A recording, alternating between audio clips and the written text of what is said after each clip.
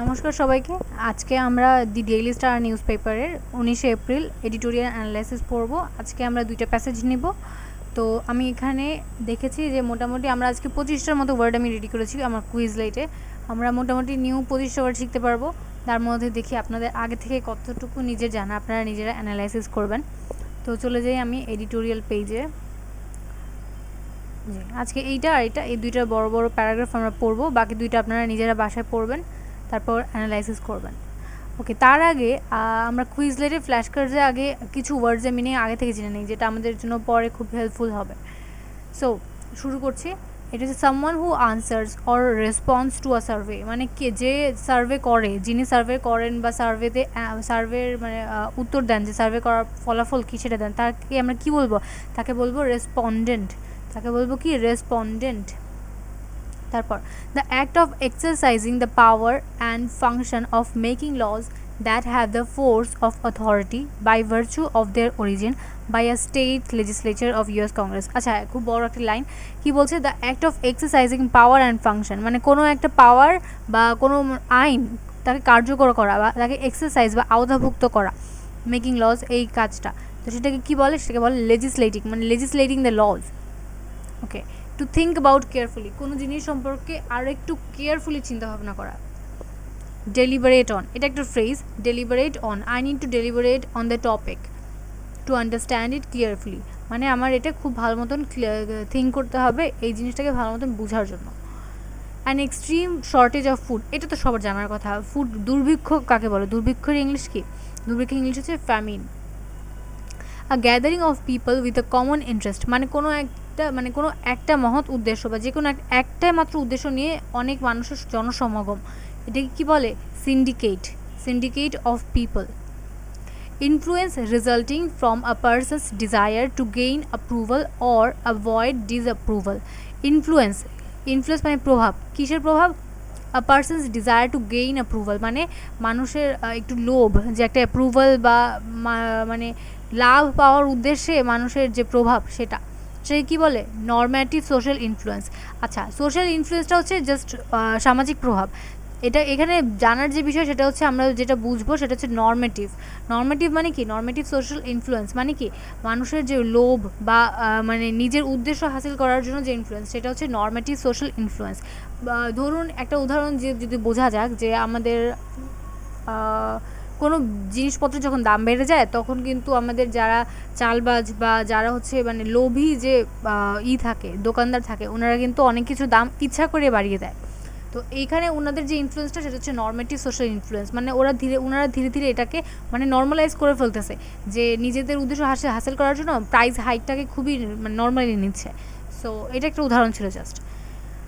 Then a shift from supernatural to scientific thought, মানে supernatural হচ্ছে অতি কাল্পনিক, যেটা বাস্তব নয়, এটা থেকে সায়েন্টিফিক থটে শিফট হওয়া, সেটা হচ্ছে র্যাশনালাইজেশন অফ সোসাইটি, মানে সোসাইটিতে কোনো একটা নিয়ম সেটাকে র্যাশনালাইজ করা, মানে কি? সায়েন্টিফিক্যালি তাকে করা। দেন দ্য টু ইনক্রিজ র্যাপিডলি, কোনো কিছু খুব তাড়াতাড়ি বাড়া, এটা শুট আপ দ্য প্রাইস, এটা খুবই সুন্দর একটা ওয়ার্ড, শুট আপ। পরে হার্শ, আনরিভিলড, ডেজোলেট, আচালি। আচ্ছা, এখানে আমরা কিন্তু একটা জিনিস দেখছি, আমরা কিন্তু আগে মিনিংটা পড়ছি, দেন তার একটা ওয়ার্ড যেটা আমরা জানি না সেটা জানছি। এভাবে পড়লে কিন্তু জিনিসগুলো তাড়াতাড়ি মনে থাকে। তো হার্শ, আনরিভিলড, ডেজোলেট, আটারলি। আচ্ছা, হার্শ জিনিসটা কি? খুবই মানে কঠোর টাইপ। সো সেটা হচ্ছে Starc. Action by a character in a story that seems reasonable given the motivations presented, মানে action by a character in a story, কোনো একটা চরিত্র, যেটা কোনো গল্পে যদি কোনো চরিত্র থাকে, তার যে অ্যাকশন, যেটা হচ্ছে আমাদের কাছে লাগে, রিজনেবল লাগে, সেটা হচ্ছে প্লসিবল অ্যাকশন, মানে একটা অ্যাকশন সেটা প্লসিবল, এটা কিন্তু পসিবল না, এটা প্লসিবল মানে কি? সেটা হচ্ছে রিজনেবল বা logical. ব্রেকস or fails to perform, এটার ইংলিশ কী হতে পারে? ব্রেকস অর ফেইলস টু পারফর্ম, সেটা হচ্ছে ব্রিচেস, মানে সোশ্যাল ব্রিচেস, অনেক ব্রিচেস হয়, মানে হচ্ছে অন্যায় বা অনিয়ম, এগুলো হচ্ছে ব্রিচ। ওকে, মিডল এজ মানে মধ্যযুগীয়, এটার সুন্দর ইংলিশ কি? মিডিয়েভাল। মোস্ট নোটিসেবল অর ইম্পর্ট্যান্ট, মানে খুবই প্রয়োজনীয় বা নোটিসেবল, সেটা হচ্ছে স্যালিয়েন্ট মানে মোস্ট নোটিসেবল বা ইম্পর্ট্যান্ট। অ্যানোয়িং মানে বিরক্তিকর, ইরকসাম। এটা কিন্তু আমরা আমাদের ডেইলি লাইফে ইউজ করতে পারি। আজকেই আপনার কোনো জিনিস আপনার যদি অ্যানোয়িং লাগে, আপনি মনে মনে ভাববেন, oh this is so ইটসাম।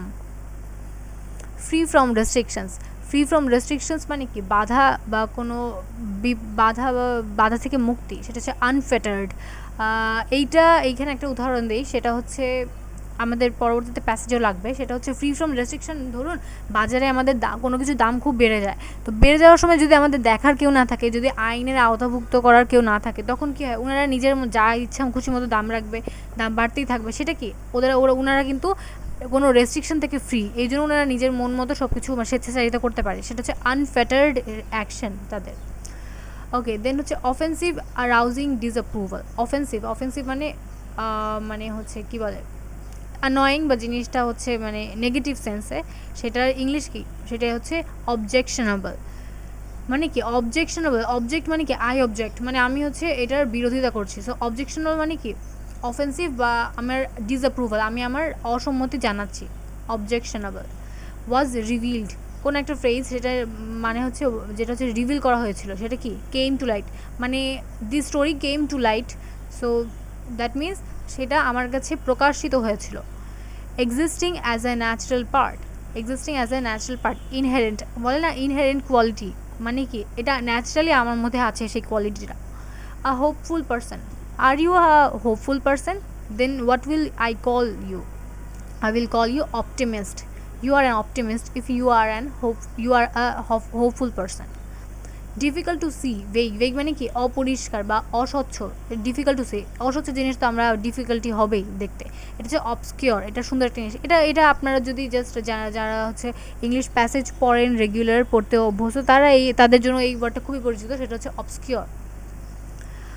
Not genuine মানে যেটা জেনুইন না, নট ট্রু সেটা সত্যি না, ভ্যালিড না, মানে স্পুরিয়াস না স্পরিয়াস।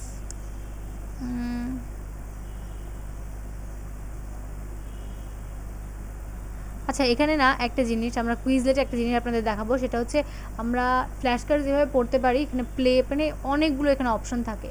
এই যে এখানে অনেকগুলো অ্যান্সার, টার্ম, বোথ, ডেফিনেশন, আপনারা কিন্তু নিজেরা এগুলো করতে পারেন, এক্সপ্লোর করতে পারেন। ওকে, সো আমরা অবসকিওর পার করেছি, নট ট্রু, ভেগ, এটা আমি শোনাচ্ছিলাম। Spurious, this is spurious. Okay, set out with respect বা অনার্ড, মানে সম্মানের সাথে সেট করা, সেটা হচ্ছে entrained. Close watch over a person, group, supervision, মানে খুব তীক্ষ্ণভাবে কোনো কিছু, কোনো কাজ, কোনো মানুষ, কোনো এরিয়াকে তীক্ষ্ণভাবে সুপারভাইজ করা, সেটার ইংলিশ কি, সেটার ইংলিশ হচ্ছে সার্ভিলিয়েন্স। সার্ভিলিয়েন্স হচ্ছে যারা সার্ভে করে, তারা কি করে, তারা হচ্ছে খুবই মানে যত্নতার সহিত হচ্ছে তারা কোনো সার্ভে করে, সেটা হচ্ছে surveillance. Confirming to a request, কোনো রিকোয়েস্টকে কনফার্ম করা বা কোনো ডিমান্ড কনফার্ম করা, সেটা হচ্ছে কমপ্লায়েন্স, মানে কি মেনে নেওয়া, সেটা হচ্ছে কমপ্লায়েন্স। সো এইটা হচ্ছে আমাদের আজকের 25টা ওয়ার্ড। এখন আমরা ফিরে যাচ্ছি আমাদের এডিটোরিয়ালে। দেখবেন এখন এটা অ্যানালাইসিস করা খুবই খুবই সোজা হয়ে যাবে আপনাদের কাছে, আপনারা নিজেরাও বুঝতে পারবেন। সো আমি এটা একটু ফুল ভিউ করে নিচ্ছি যাতে আপনাদের বুঝতে সুবিধা হয়। সো শুরু করছি আজকে প্যাসেজ। নাম কি, নাম হচ্ছে are the new online laws designed for the 2023 polls, মানে আমাদের নিউ যে অনলাইন লজ আছে সেইটা সম্পর্কে কিছু বলতে চাচ্ছে, তা একটি প্রশ্ন উনি উত্থাপন করেছেন। আচ্ছা, আমরা এখন প্যাসেজ পড়ে যদি বুঝতে পারি কি বলে।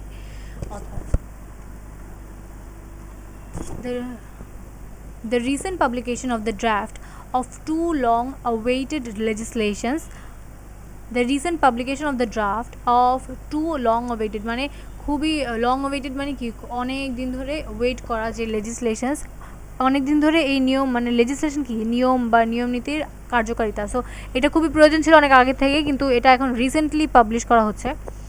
অন রেগুলেটিং দ্য, কিসের এই লটা, কিসের, এতটুকু বুঝলো যে ল, এখন লটা কিসের, on regulating the usage of internet in Bangladesh, usage of internet in Bangladesh, বাংলাদেশে ইন্টারনেটের যে ইউজেজ সেটার উপর যে law, have stoked some debate on their likely impact on both the citizens and business, মানে যে ইন্টারনেট ইউজেজের উপর রিসেন্টলি যে সরকার ল করেছে সেটার উপর বেশ খানিকটা কিছু ডিবেট দেখা যাচ্ছে বা বিতর্ক চলছে, কিসের জন্য, সিটিজেন, নাগরিক আর বিজনেস উভয়ের উপর যার প্রভাব পড়ছে। However, not much has been said about the government's motivation and objectives behind the sudden rush. ওকে, গভর্নমেন্টের দিক থেকে খুব বেশি কিছু বলা হয়নি বা জাস্টিফিকেশন দেওয়া হয়নি আমাদেরকে, সেটা হচ্ছে কিসের জন্য বিহাইন্ড দি সাডেন রাশ। এখন মানে এই লগুলোকে, আইনগুলোকে কার্যকর করার জন্য হঠাৎ করে অনেক হুড়মুড় পড়েছে, এখন মানে তাড়াতাড়ি ল করতে হবে, কিন্তু আমরা এটা কেন হচ্ছে কোনো জাস্টিফিকেশন দেওয়া হয়নি। তারা যে রিজন প্রোভাইড করছে সেটাও আমরা দেখব পরে প্যাসেজে, যে তারা যা রিজন প্রোভাইড করছে সেটাও যথেষ্ট নয়, মানে সেটা স্যাটিসফ্যাকশন অ্যান্সার নয়। So which should have been ইনঅ্যাক্টেড years আগো, সেটা খুব বছর আগে ইনঅ্যাক্ট করা উচিত ছিল, কার্যকর করা উচিত ছিল, কিন্তু এখন সাডেনলি করা হচ্ছে, তারপর এত হ্রাস করে। সো নিশ্চয়ই এটা সবার মনে প্রশ্ন জাগতেই পারে, এটা কেন এমন হচ্ছে। So both of this draft laws, the কি কোন ল, এটা হচ্ছে the Bangladesh telecommunication regulatory commission BTRC regulation for digital social media and OTT platforms 2021 and the personal data protection act 2022 have a common principle, which is to allow the government ever more control on everything we do over the internet. So এই আইনের পরে কি দেখা যাচ্ছে, এখন government কিন্তু আমরা যে ইন্টারনেটে কী করছি সেটার উপর কিন্তু সরকারের আরও বেশি কন্ট্রোল হয়ে গেছে। Hence the draft OTT regulations have more provisions to allow state surveillance for over contents on the grounds of state security. Okay, এখানে কি বলছে, hence they draft OTT regulations have more provisions, এটা এখন more provisions to allow the state surveillance মানে আমরা কী বলেছিলাম, অতি মানে সূক্ষ্মভাবে কোনো জিনিসকে যাচাই বাছাই বা সার্ভে করা, over contents on the grounds of state security instead of giving freedom to the citizens to enjoy cyber space without fear. মানে কী করার কথা ছিল সেটার খুবই অপোজিট, যে আমাদের এটা সিকিউরিটি কী দিবে, এটার পরিবর্তে আর মানে নাগরিকদের ফ্রিডমকে ওরা নিয়ে নিচ্ছে, যাতে ওরা মানে নাগরিকরা এখন মানে ভয়হীনভাবে কোনো সাইবার স্পেসকে এনজয়ও করতে পারবে না। সিমিলারলি instead of affording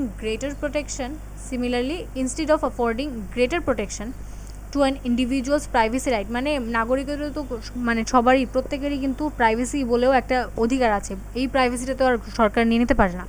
কিন্তু এখন যেটা দেখা যাচ্ছে, most of the things are going beyond our control, and সরকার হচ্ছে এইটার উপরও মানে বেশিরভাগ আমাদের পার্সোনাল ডেটা বলেন সব কিছু মানে মোটামুটি গভর্নমেন্টের কন্ট্রোলে চলে যাচ্ছে। Many of the proposals under the draft data protection law would actually increase করবে, কি ইনক্রিজ করবে, the government access to personal data, আমাদের পার্সোনাল ডেটার উপর সরকারের অ্যাক্সেসটা বৃদ্ধি পাচ্ছে, thereby increasing their surveillance capabilities. The question of data protection for the state and its citizens is not necessarily the same. So data প্রোটেকশনের যে state আর সিটিজেনের উপর যে এখন প্রশ্ন চলছে সেটা কিন্তু সেম না, specially in countries that are autocratic or hybrid democracies, মানে সব দেশে সমান না, কোনো জায়গায় স্বেচ্ছাচারিতা চলছে, কোনো জায়গায় হাইব্রিড মানে মিক্সড ডেমোক্রেসি, পিওর ডেমোক্রেসি না। The right to privacy however is entrenched মানে আমরা কিন্তু পড়েছিলাম দ্য রাইট টু, আচ্ছা আমি যদি একটু আপনাদের নিয়ে যাই এখন ওয়ার্ডটা একটু দেখাই তাহলে একটু মনে পড়বে আপনাদেরকে।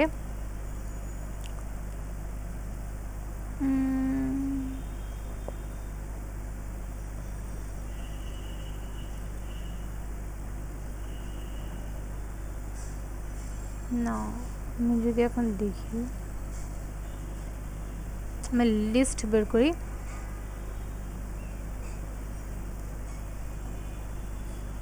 এই যে এন্ট্রিন্ড মানে হচ্ছে set out with respect. Okay, so এখানে কি বলছে, the right to privacy is entrenched, এখন আমাদের যে প্রাইভেসির যে অধিকার সেটা এন্ট্রিন্ড হচ্ছে in the constitution as a fundamental right, আমাদের মৌলিক অধিকার হিসেবে ওটা আমাদের সংবিধানে সম্মানপ্রাপ্ত হয়েছে আমাদের যে প্রাইভেসির অধিকার। In most countries in line with the Universal Declaration of Human Rights, এটার আওতাভুক্ত যেগুলো, but in autocracies and weak democracies, but যেখানে হচ্ছে স্বেচ্ছাচারিত চলছে বা ডেমোক্রেসি ততটা শক্তিশালী না, the state itself poses greater threat. So স্টেটের কাজ কি, স্টেট হচ্ছে নাগরিকদের অধিকার রক্ষা করবে, বাট ওইসব জায়গায় হচ্ছে স্টেট নিজেই হচ্ছে হুমকি স্বরূপ বা ক্ষতিকর হয়ে যায় আমাদের ইন্ডিভিজুয়ালের প্রাইভেসি সম্পর্কে। So rights groups allege that in Bangladesh too the government poses the greatest threat to citizens' privacy. So right গ্রুপরা লিড করছে, মানে আমাদের হচ্ছে আমাদের উপর মানে বাংলাদেশ, দ্যাট ইন বাংলাদেশ আমাদের সরকারও কিন্তু এরকম থ্রেট কিন্তু হতেই পারে গভর্নমেন্ট প্রাইভেসির জন্য, এটা হচ্ছে তারা আমাদের এইসব আরোপ লাগাচ্ছে। So according to freedom on the net 2021 report published by freedom হাউসের যে রিপোর্ট সেই তার মতে internet freedom in Bangladesh has reached an all time low, এখন হচ্ছে খুবই লো পরিমাণে চলে গেছে, মানে জিনিসটা হচ্ছে দিন ডিক্রিজ করছে। The reasons cited include the applications of the Digital Security Act (DSA) and the new evidence of the extent of government surveillance capabilities that came to light. The report alleges that the online sphere continues to be impacted by government hired civilian contractors who hack accounts and use false copyright infringements complaints to get content removed. সেইখানে এই report অনুসারে কি বলছে যে আমাদের online স্ফিয়ারে government দ্বারা নিয়োজিত কিছু সিভিলিয়ান কন্ট্রাক্টররা অ্যাকাউন্ট হ্যাক করছে এবং কপিরাইট ইনফ্রিঞ্জমেন্ট দিয়ে আমাদের কন্টেন্টটাকে উড়িয়ে দিচ্ছে। Besides, it noted the partial restrictions of internet and communication services during protest, মানে আমরা কিন্তু দেখি আমাদের হরতাল প্রোটেস্ট বা কোনো স্বেচ্ছাচারিতা বা দুশ্চারিতা হয় দেশে, তখন কিন্তু সাময়িকভাবে আমাদের ইন্টারনেট বন্ধ করে দেওয়া হয়, তারপর কোনো কন্টেন্টস থাকলে ওটা রিমুভ করে দেওয়া হয়, যেটা কিন্তু আমাদের অধিকারের বিরোধী, কারণ ইন্টারনেট বা সোশ্যাল মিডিয়া আছে কিন্তু নিউজ বা মানে আসলে যে সত্যি যেটা সেটা হচ্ছে জনসম্মুখে তুলে ধরা, কিন্তু যখন এইটা মানে এটার মেইন উদ্দেশ্যটাই ব্যাহত হয় সেটা কিন্তু আমাদের রাইটটাই ব্যাহত হচ্ছে। So the partial restrictions of internet and communication services during protest, elections and tense political movements have become common, যেটা খুবই কমন হয়ে যাচ্ছে। Strategic advisory firm BGA Asia, speculating the new data protection law coming into force before the new election, says optimists may point to the other countries around the world that have passed laws to protect their citizens' personal information and ensure data privacy. However, many of the thought leaders in Bangladesh think otherwise. মানে যারা optimist, যারা hopeful, তারা আবার অন্য দেশের উদাহরণ টেনে এসে বলতে পারে যে দেশের সরকার যা করছে সব প্রোটেকশনের জন্য করছে, কিন্তু আবার এর অপোজিটে আরও অনেক থটফুল লিডার্সরা আছে যারা এটার বিপরীতে ভাবনা করছে। আচ্ছা, আমরা একটু তাড়াতাড়ি যাই, এরপর মোটামুটি ইজি আছে পুরো প্যাসেজটা। The question of data protection for the state and its citizens is not necessarily the same, especially in countries that are autocratic or hybrid. Sorry, এটা তো পড়েছি। According to the freedom, the reasons or objectives for the proposed data protection law noted in the draft clearly shows that the government's priority and emphasis are anything but protecting personal privacy, as it has been demoted to the third and fourth positions on the list. Though it has been suggested that the European data protection law has been used as a model to draw up our legislation, the objectives could not have been more stark. Stark মানে আমরা কি পড়েছিলাম? Stark মানে আমরা পড়েছিলাম harsh, unrelieved, desolate, utterly. Stark. Okay, so number 1 objective. আচ্ছা, এটা হচ্ছে আর বেশি অ্যানয়িং বা হার্শ হতে পারে না, ওনারা যে রিজনগুলো উপস্থাপন করেছে এর চেয়ে বেশি হার্শ কিছু হতে পারে না। কী কী করেছে চলুন দেখি। This regulation lays down rules relating to the protection of natural persons with regard to the processing of personal data, মানে ঘুরে ফিরে সেম কথাই যে পার্সোনাল ডেটা প্রোটেকশনের জন্য। And this regulation protects fundamental rights, আবার মৌলিক অধিকারও প্রোটেক্ট করছে।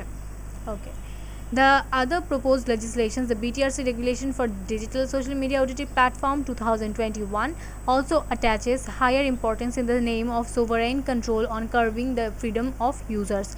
US-based advocacy organization the Internet Society, using their Internet Impact Assessment Toolkit, concludes that the proposed law will be making the internet less open to those who want to utilize it. মানে কি, এইটা হচ্ছে moral of the story, that internet এখন less open হয়ে যাবে যারা হচ্ছে এটাকে সদ্ব্যবহার করতে চায় তাদের জন্য।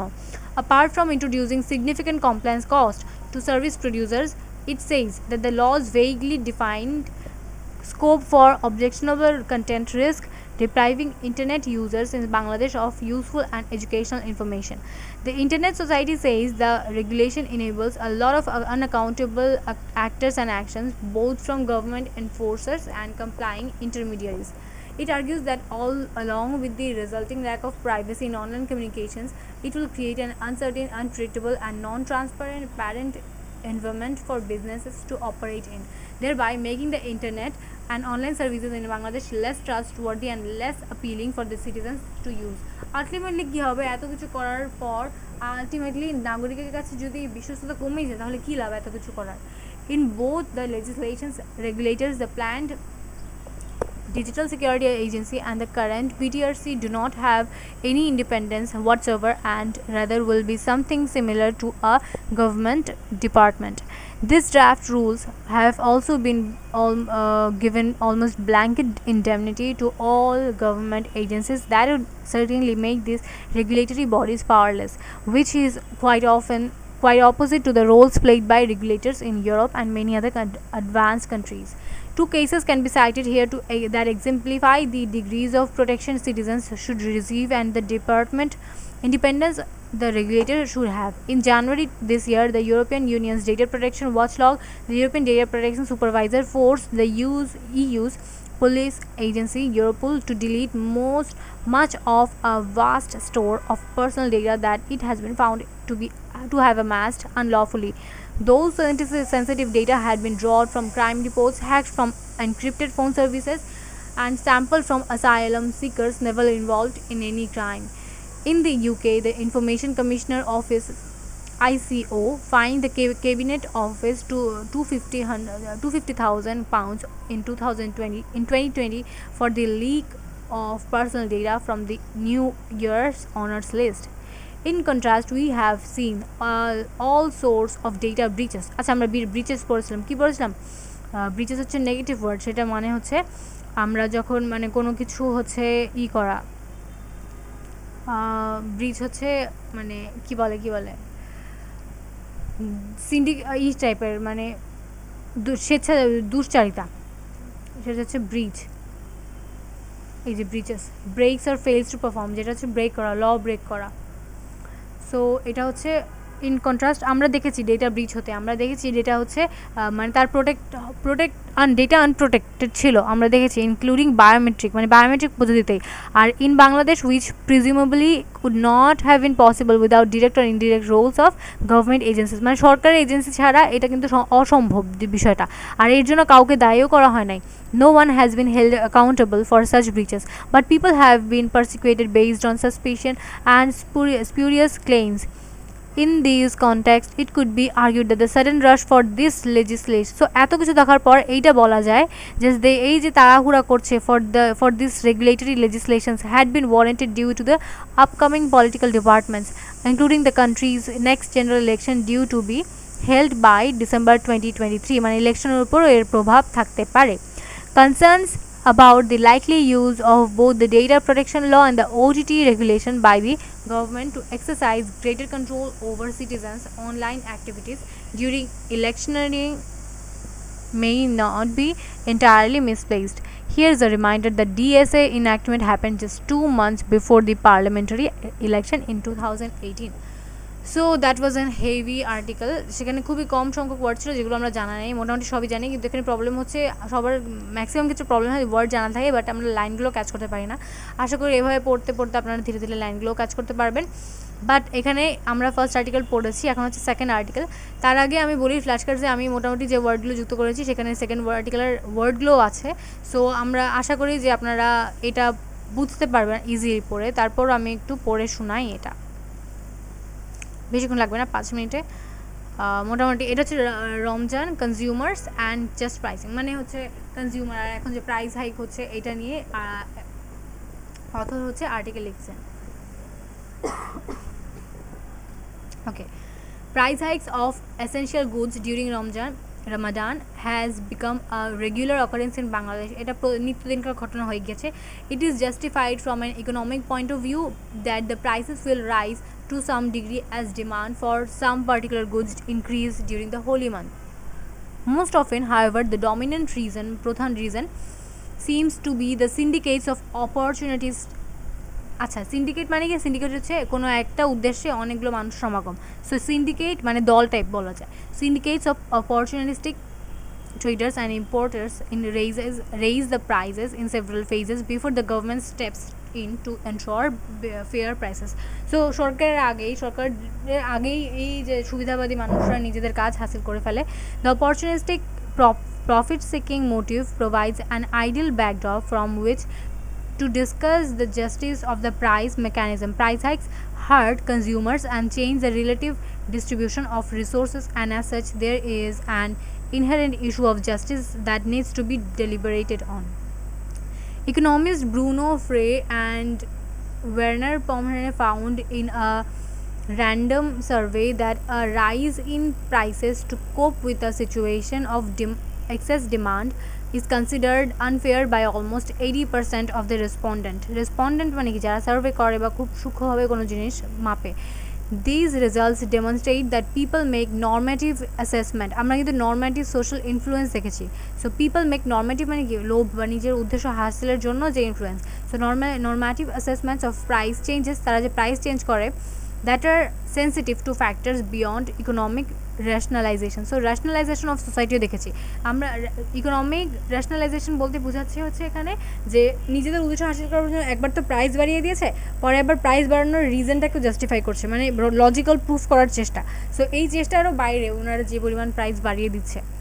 The notion of just price has drawn the interest of economists since the medieval time. মধ্যযুগ থেকে এই নোশনটা চলছে। One of the more fascinating aspects of recent debates about just pricing has been the view that market price is the just price except in extreme situations. According to the view, just price will simply be a function of the average of relevant previous exchanges and will vary according to shift in the markets. However, there is a problem in accepting market price as the just price under the conditions of sustained shortage. In Ramadan, for instance, the market prices of necessary goods such as grain and meat shoot up মানে কি খুব বেড়ে যাওয়া হঠাৎ, to a level that poorer members find hard to afford. These prices are much higher than what many would see as a just price, namely the price which enables the majority of the population to afford these items. The market price approach implies that when consumers purchase these goods at the increased prices, they do so if and only if they think it worthwhile to pay the requested amount. Thus, even if the consumers later discover that the vendor's wholesale costs were minimal and his profit large, they can hardly complain that what went on was an opportunistic decision that was unfairly made. This perspective is important as Nobel laureate Amartya Sen argued in the context of famine মানে দুর্ভিক্ষ that famine is rarely a natural evil. His concern is with situations of sustained shortages wherein vendors charge prices that hinder universal access to the necessary goods. The significance of cases like Shen's is that the notion of market price as just is inadequate to the task of providing a plausible account of our normative intuitions regarding pricing. Economic and political philosophers developed a motivationalist approach to just pricing solution which focuses on the role of the profit motive in a market agent's motivational set rather than the profit motive alone. According to the approach, the Ramadan price hikes are irksome হচ্ছে আমি বলেছি annoying to the consumers because of the inappropriately dominant role of the profit motive plays in the seller's judgments, overriding other important moral considerations from a social welfare point of view. Such a motivationalist approach should also explains what consumers find salient about pricing conventions in the area. A movement from the conventions uncovered motives that might otherwise be obscured from our view. Asymmetry of information also plays a crucial role in this regard because from a consumer's point of view, ease of obtaining information regarding factors that led to changes in prices vary with different types of goods.